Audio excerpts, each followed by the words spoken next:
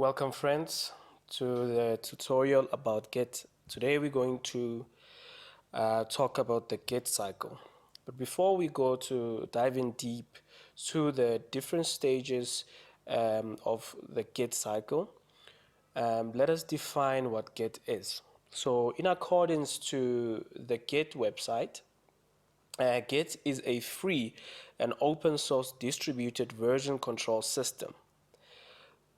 Perhaps we should understand what a version control system is before we can understand what Git is. So in layman's terms, a version control system is a system that tracks different versions of files. So it helps you to create files, to edit files, and to save them.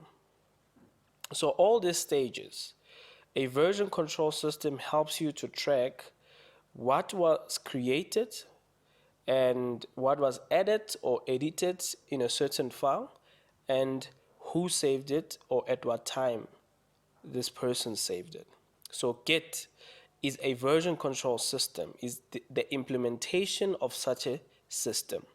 So on the website they say Git is a free and open source distributed version control system which is designed to handle everything from small to very large projects with speed and efficiency. So exactly, it helps you to do work in an efficient way with speed. So let us go to the different stages or the Git cycle. As you can see here on the screen, we have stages 1 up until 4. So on stage 1 here, there's what we call a working directory. So you're going to see when we go on the Git terminal where we going to create a Git working directory. And you create a Git working directory by the command, as you can see here, git init. So this creates a working directory. It tells your computer that this file that we just created is a Git file. And from this Git file, we're going to be working, putting some things in there.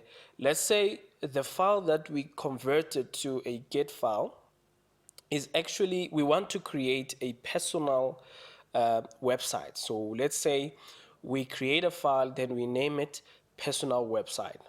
So on that personal website, we convert it to a Git directory. And we do so by using the git init command. So once we have the git init command, perhaps, as I said, you're creating what? You're creating a personal website. So obviously you're going to have your HTML file, you're going to have your CSS file, and you're going to have your JavaScript, and maybe even other things like your images. Once you have those things on your working directory, you can take them and add them to stage 2, which is your staging area. On your staging area, and how you add them, you use the command git add. So git add takes the files or the contents that you created on your working directory and transfers them to the staging area. And the staging area in this case is very important because this is where you're going to be able to see your untraced files, your traced files, your unmodified or modified files, but also you're going to be able to modify these files. Let's say on your HTML file, you want to add some contents there. You want to add an H1 header, or you want to add a paragraph, or you want to add a list. This is where you are going to be able to do that. Then from here, you're going to transfer the file to a commit history stage. And you do this by a command git commit. So this is important because the files that you just created or you added contents to on the staging area, they need to be saved. It is important because you cannot just create work without saving them. So you save them by the command git commit. Usually how you do it, and as you're going to see on the Git terminal, you say git commit dash m, and m actually stands for message. That's where you're going to write your message. And then let's say you committed this, but you realize that you committed a file, but you realize that there's certain information that you actually needed to add, and you haven't added. So you can take a file from the commit stage and pull it back to the staging area and add the contents to that file. Let's say you're going to add a form on the HTML file, then you can take it back again to the commit stage. So under commit here, it's going to show at what time it was committed and what contents were added. And it's going to show a hashtag, which is a unique hashtag for that commit. So you can actually use that hashtag to track each and every single commit, who committed what at what time, and what are the contents that were added in there. So all of these things, they are happening on your local machine. But let's say you have a problem with your local machine, it no longer works, or you can't actually get those files anymore. That is why it's important, after all of these things, you transfer your files to a remote server. That takes us to stage 4. Now, a remote server can be anything like GitHub, AWS Code Commit, or Bitbucket, or GitLab, whichever one really. But here we're going to focus on GitHub.